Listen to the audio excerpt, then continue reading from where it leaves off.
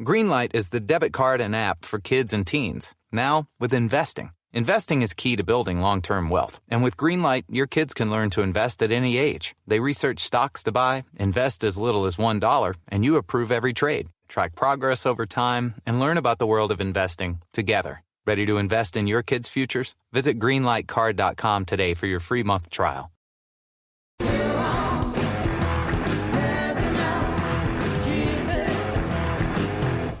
It is the Jesus Christ Show. I am your holy host. Happy to be with you this Sunday, as I'm with you every single Sunday right here, answering your questions and talking about the things that truly matter in life and, of course, the afterlife.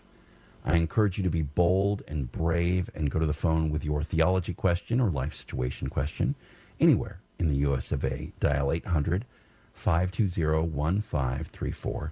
That's 800-520-1534. You can also follow us during the show and during the week on Twitter at Jesus Show, at Jesus Show. Jonah, welcome to the Jesus Christ Show.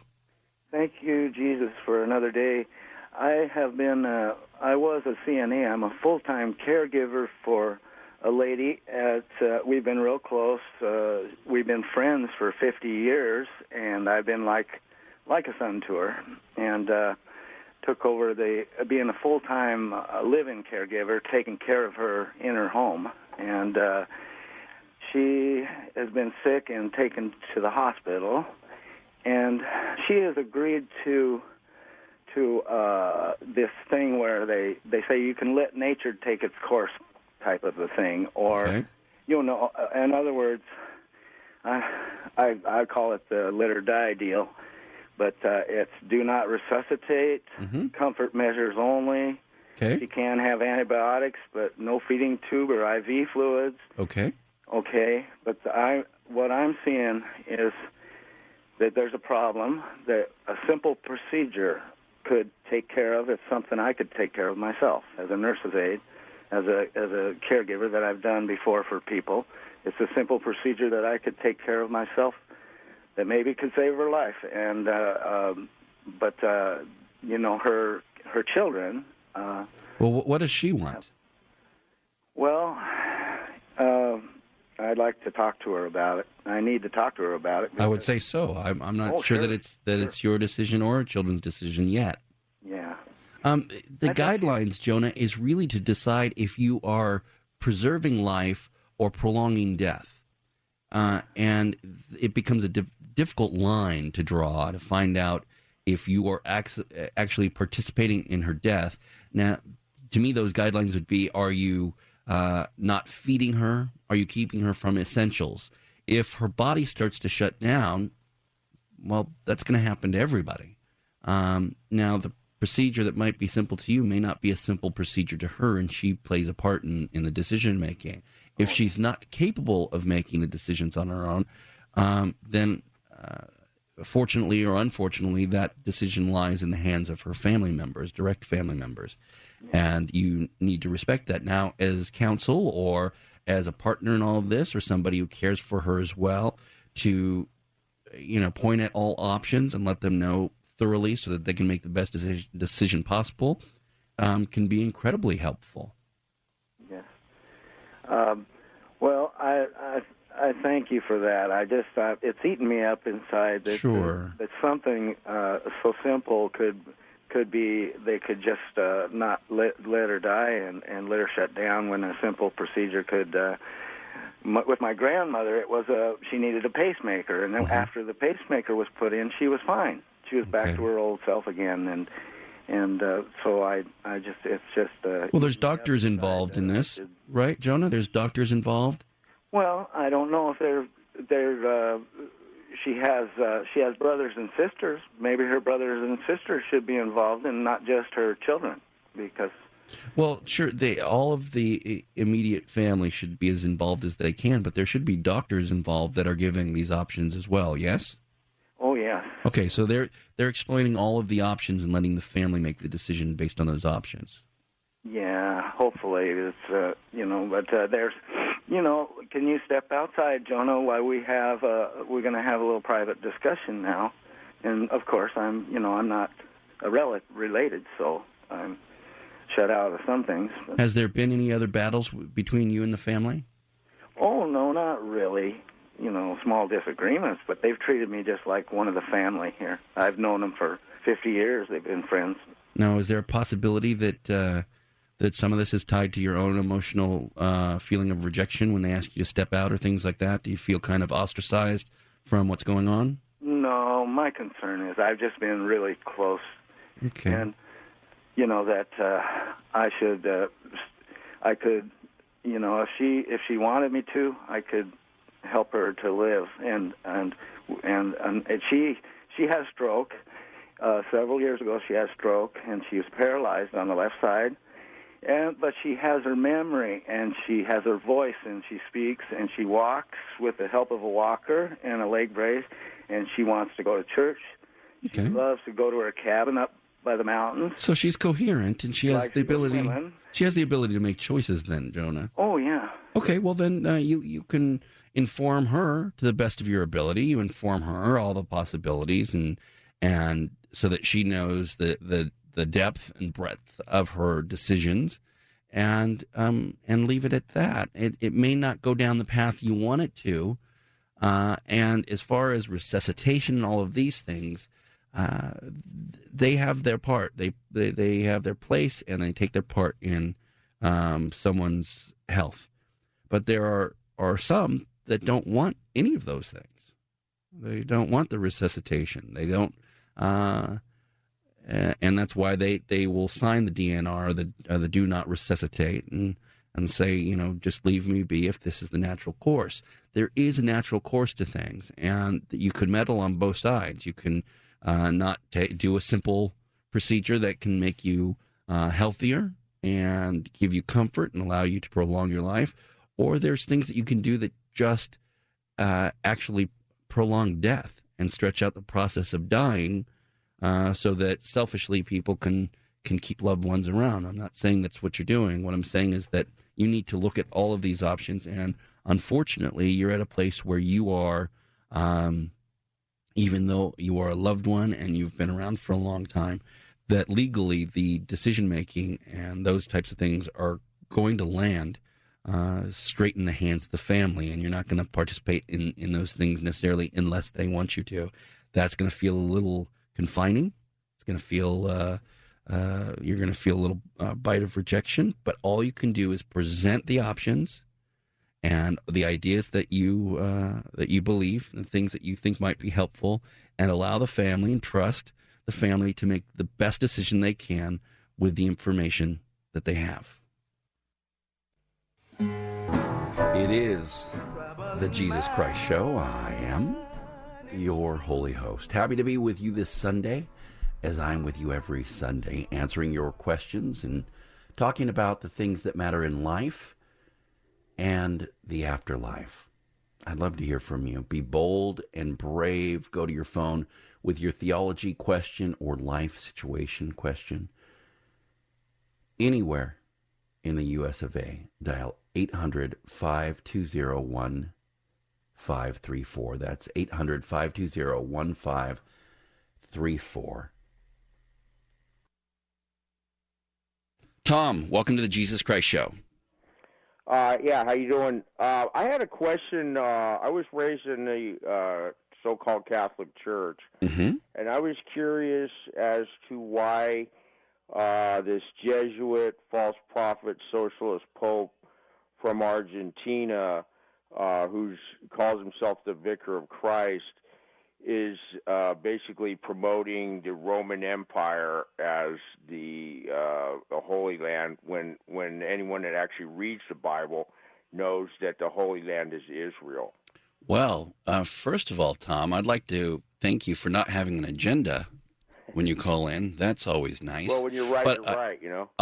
Well, and when you're wrong, you're wrong. So let's look at the points where you're wrong. First of all, the reason why the Pope lives in now this is based the Catholic belief. The Protestants don't see the Pope the same as the Catholics.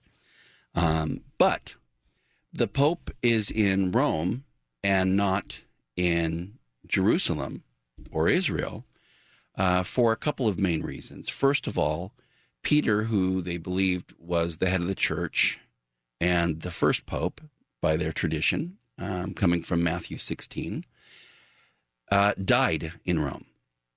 So the succession would be taking place there in Rome, and that's the short answer. That's where Peter died.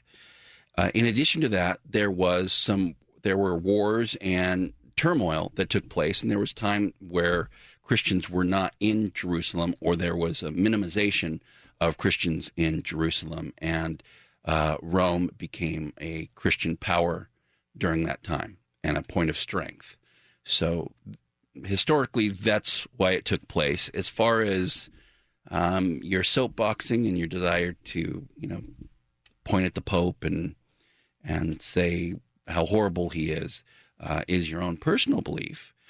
But that is what's believed by our Catholic brothers and sisters. And although it's not shared by Protestants, that's why that happened. It's not just like eeny, meeny, miny, mo, and then we'll land here. And how about, hey, Rome is nice, got good food, seems like a lovely place, weather's not too shabby, why don't we build things here? There's been a lot of issues with war and turmoil in Jerusalem that has been going on since my day 2,000 years ago. And all of these factors and others are what puts Rome into play. It's actually quite fascinating and worth a little bit of your time if you want to take the time, Tom, to look up and to see some of that history, because it's actually quite interesting as to how it was propelled and grew there. But there is reason for it. It's not just some conspiracy theory, I assure you. When it comes to the different faiths, and even branches or denominations within Christianity, I know that it can be difficult at times because the beliefs do branch off. But I encourage you to take a deep breath and to look at the essentials of the faith and those things that unify and that are similar and that tie into each other, rather than just those dissimilarities.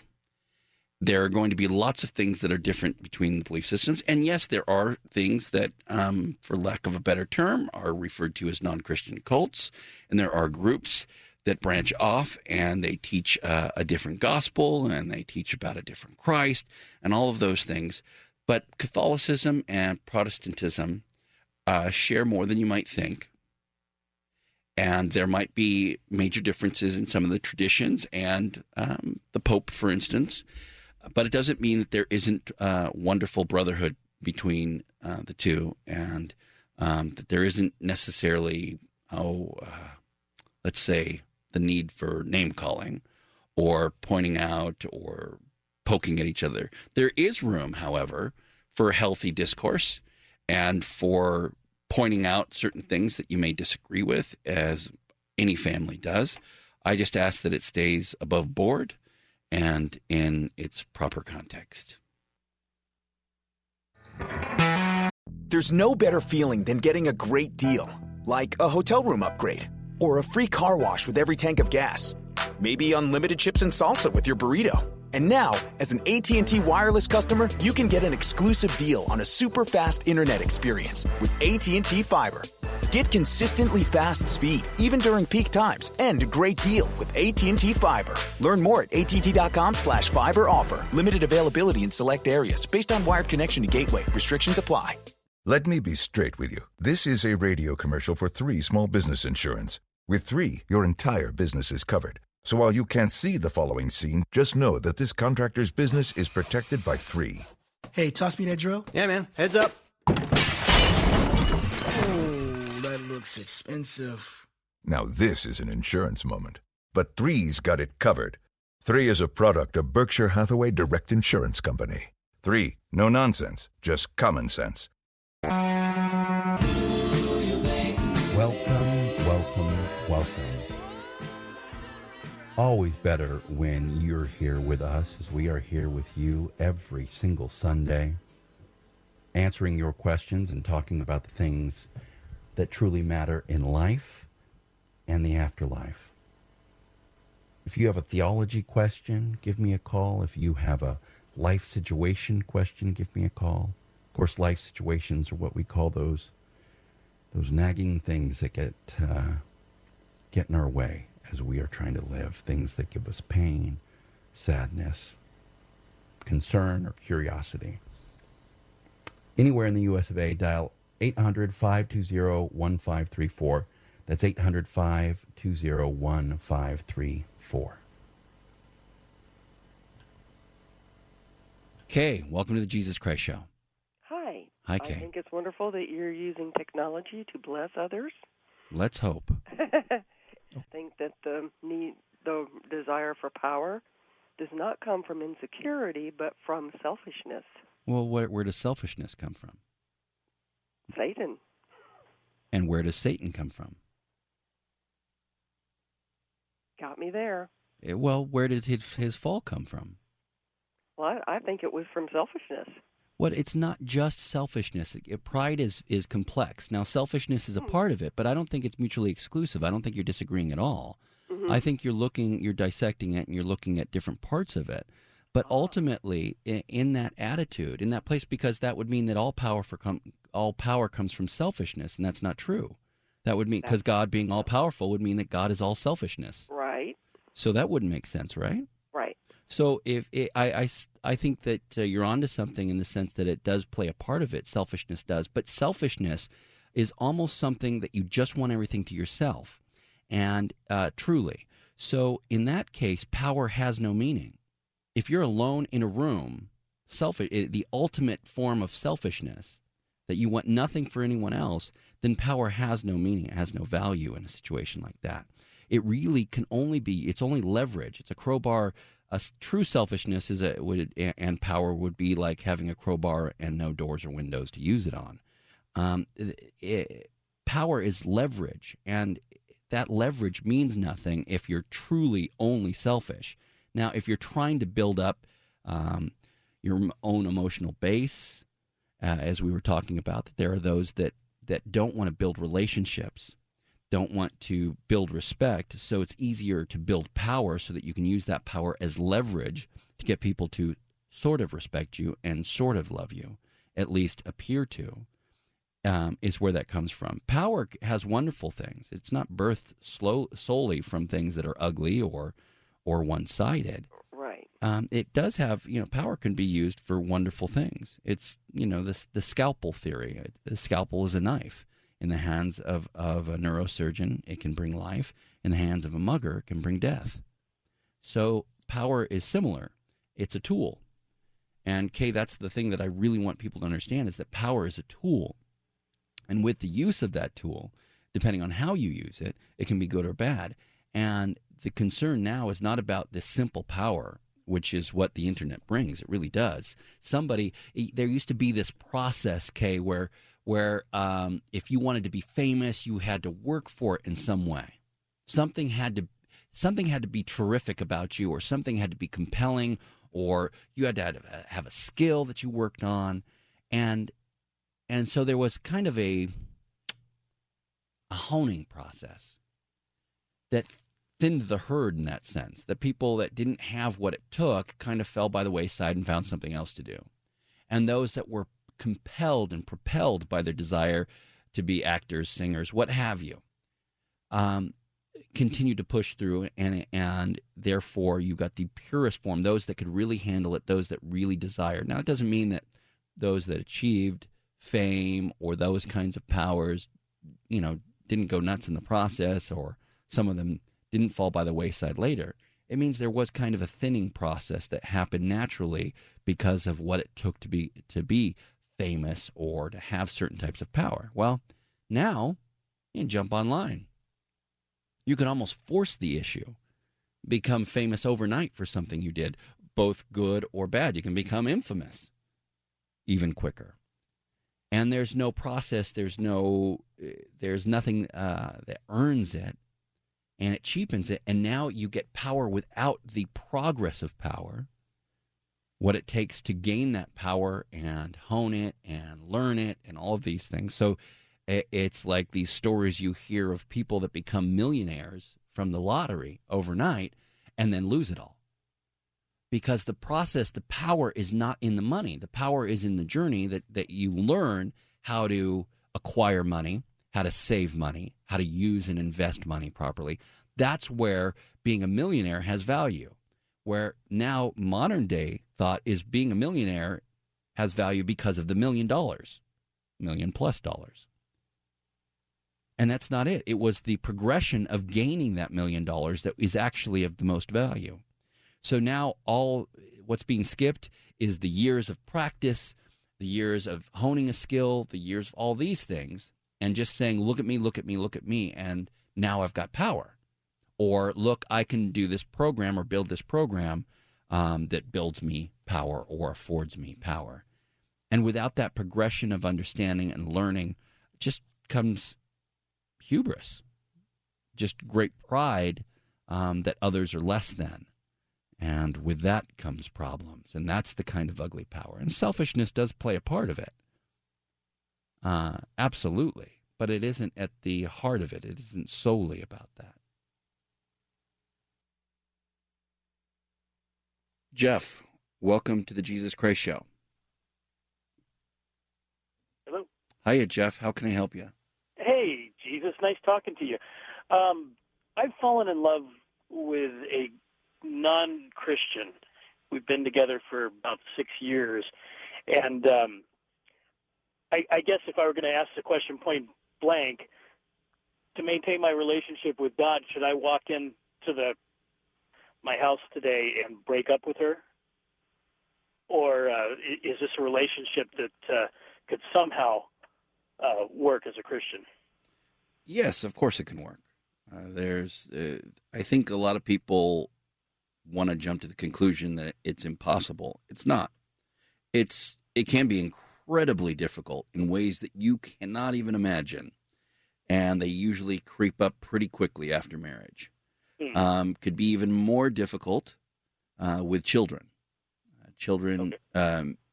Bringing children into the equation makes it exponentially more difficult.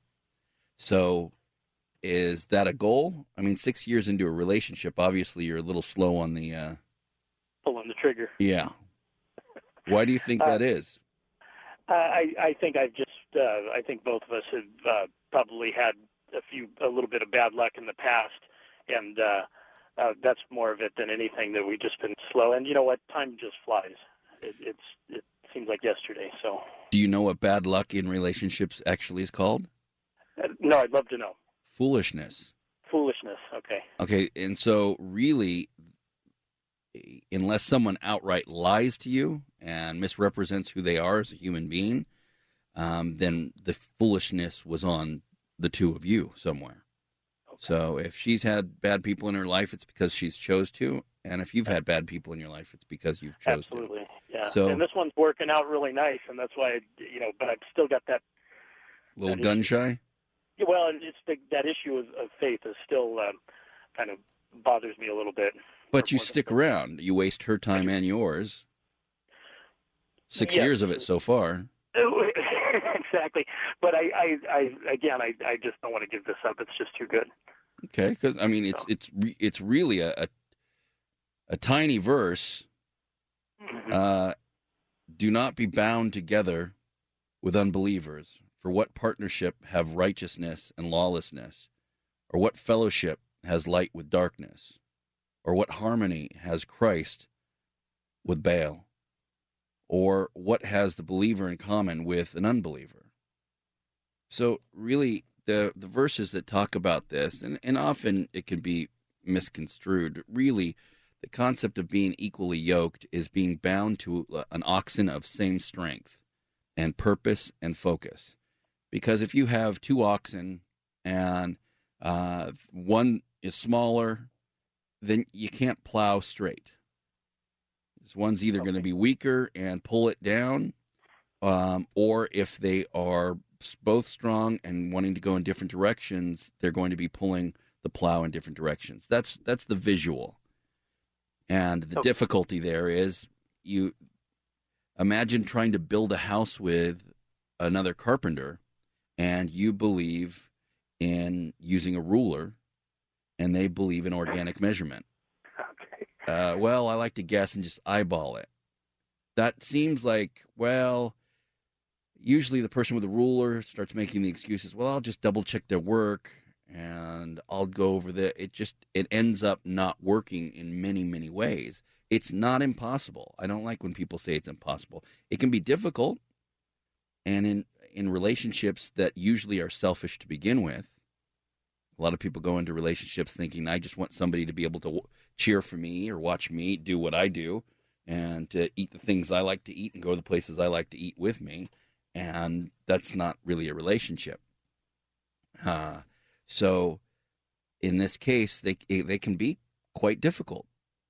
You have to remove a lot of selflessness, which is what you should be doing in any relationship. But now you're yielding not only to your partner, you're yielding to a whole different mindset. So you may say, well, I would do anything for her. But then when she wants to do something that it comes from whatever her faith is or lack thereof, now you're going, oh, well, I can't participate in that because that's not my faith. Right. Is the thought that over a lifetime that somebody may come into my faith, is that a pretty poor excuse? Well, you may go into hers. Okay. That Jesus, I promise, will never happen. Okay. Well, I'm just saying that I can tell you. Well, then why risk it? Here's the thing. I get love.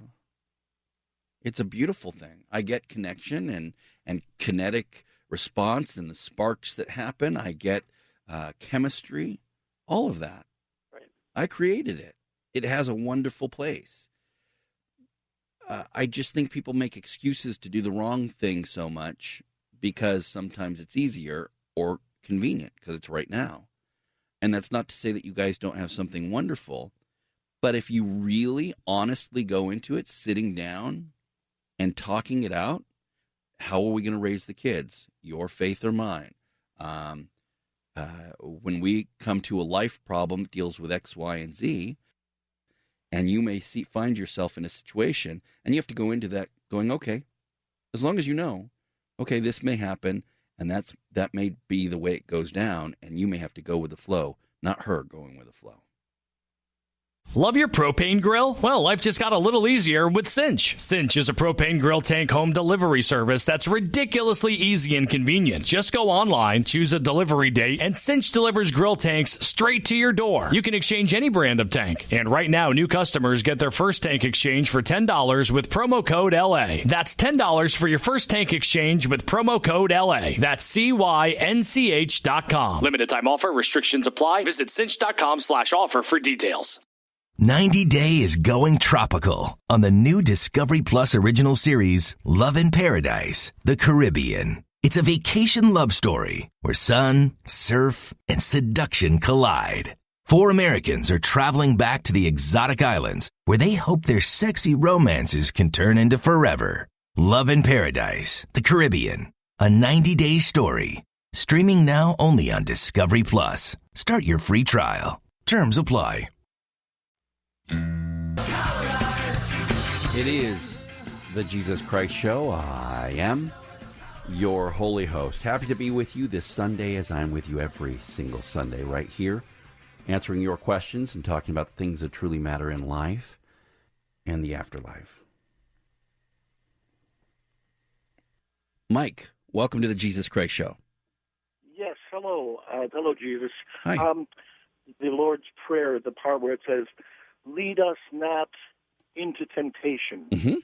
And I'm wondering, why would we, or does God want to lead us into temptation? And why would we have to tell that to God if he's love? And he would know better, of course, than to lead us into temptation.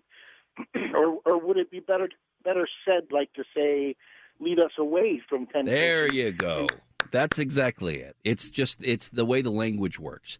When the translation says, lead us not into temptation, it means lead us away from temptation. You're exactly right. Oh, okay. It does sound suspicious, though, right? I mean, you can hear that, can't you? Oh, absolutely. And there's many people that have called that have said, hey, how come you're asking guys if God's leading you into temptation? In the original language, if you look at it, it's the combination of words to create the statement.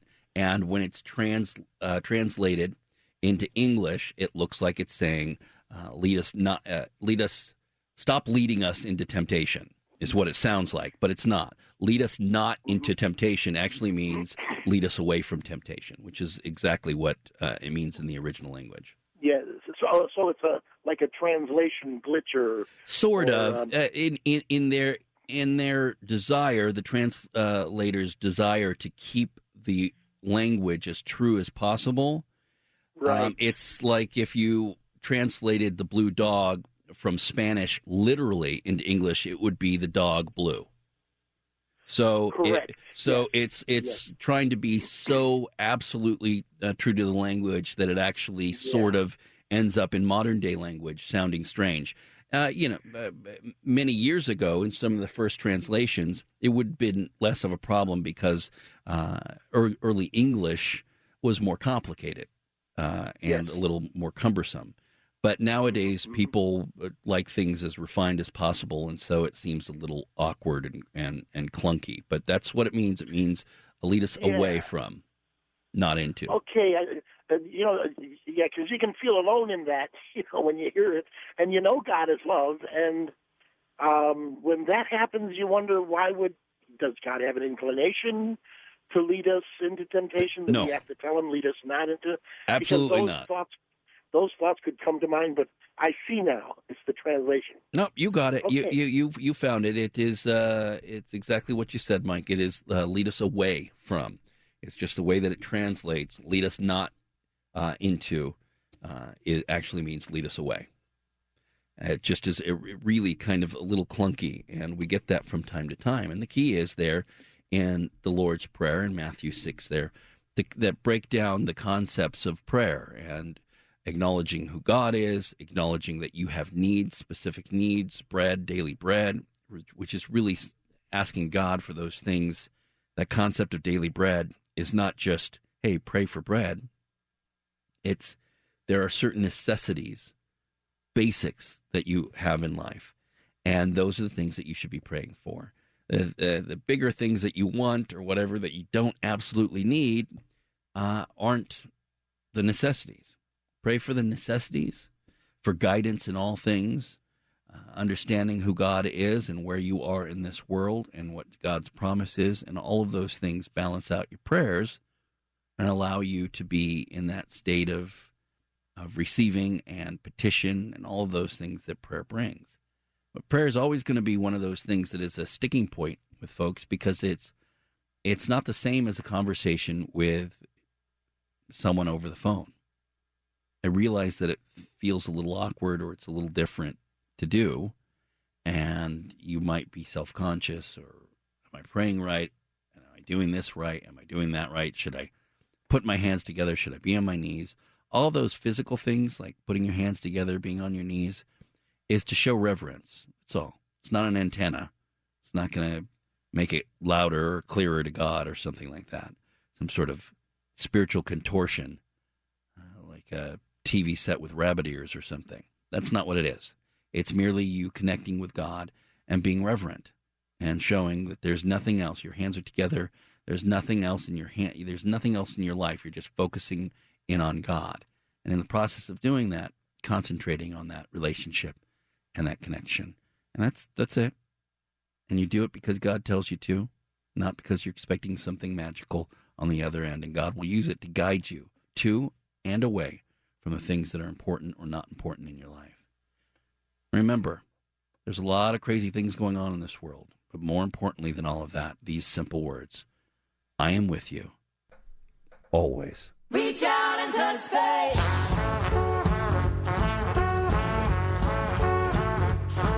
Your own personal Jesus.